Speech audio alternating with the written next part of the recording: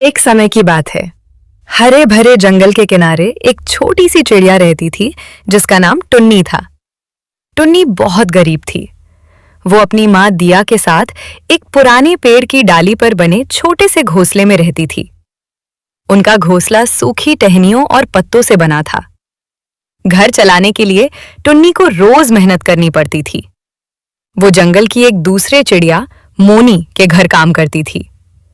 टुन्नी ईमानदार और मेहनती थी, इसलिए मोनी भी उससे खुश रहती थी।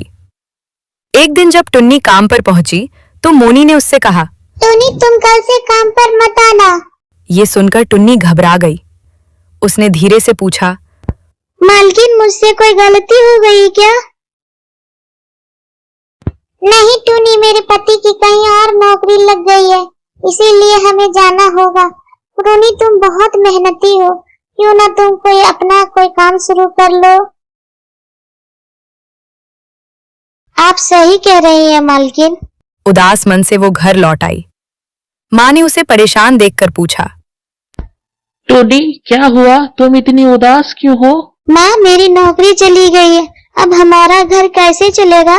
मालकिन कहती है क्यों ना मैं कोई काम शुरू कर लूं। माँ दिया मुस्कुराई और बोली, तुम्हारी मालकिन ठीक कहती है, तुम बहुत स्वादिष्ट समोसे बनाती हो, क्यों ना तुम समोसे बनाया करो। टुन्नी की आंखों में उम्मीद की चमक आ गई। माँ, आप सही कह रही हैं, मुझे समोसे अच्छे से बनाने आते हैं। कल से मैं बाजार में ठेले लगा के समोसे बनाऊंगी और बेचूंगी।